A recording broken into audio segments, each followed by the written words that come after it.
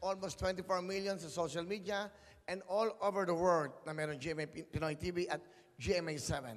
Bumati ka muna. Hello sa mga sumusuporta sa akin. Super na-appreciate ko yung time nyo. Hi sa mommy at ate ko dyan sa US, kay Dichi, kay Aya. Nandito na ako. Probably hindi nyo alam. Nakakahiya eh. Ikaw ba'y nagtatrabaho na? Are you working or still studying? I'm still studying, but kakatapos lang po namin sa Mapua. So, yan. Senior high school po. Senior high school? Yeah. Ano province mo? Santa Maria, Bulacan talaga. Bulacan talaga. Yeah, pero lumaki din ako sa Nueva Vizcaya.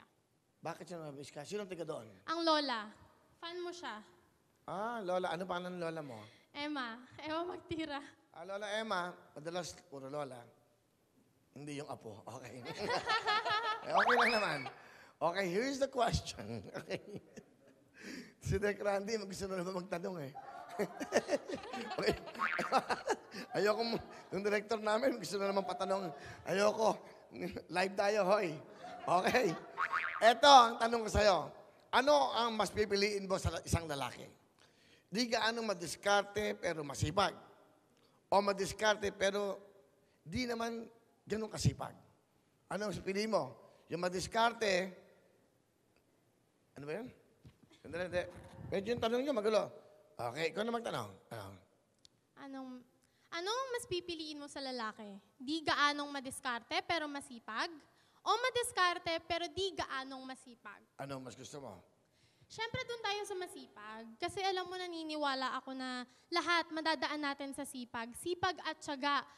Minsan, kahit wala kang pinag-aralan, di ba, mahirap ang buhay, pero umaangat dahil may sipag. Well, syempre, it comes hand to hand sa diskarte, pero wala kang ma-finish, wala kang matatapos kung hindi ka kikilos. Tandaan nyo, unang step lagi is yung pag-take ng step 1. So, doon ako kay masipag. So, pero, yun nga, sabi dito, pero hindi siya madiskarte. Puro sipag ka lang. Paano yung buhay mo? Walang diskarte. Aba? Di, pwede ka nalang maglinis ng bahay. Parang ganon. Pero wala kang diskarte. Di ba?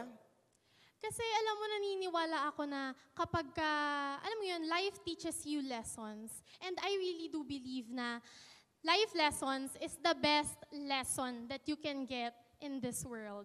So kung masipag siya and nag-e-explore siya sa mundo, sure ako madami siyang matututunan. At matututunan niya rin maging madiskarte dahil masipag siya. Boy, sipag tayo. So yun ang gusto mo. So may sinabi ka kanina, ano ka mo? Lesson. Yeah, life lesson. Alam mo ba ang mga teacher merong lesson plan? Siyempre. Kasi madiskarte sila. Masipag din ng teacher. Ayun pala, okay. Tama din naman. But anyway, very well said. Our last candidate from Santa Maria, Bulacan, Eleanor Antonio. Thank you very much, ladies. Okay, once again.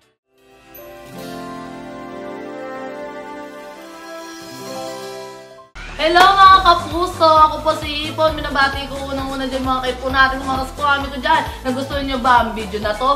Marami pa kaming inanda para sa inyo. Mag-subscribe lang sa Wowin YouTube channel.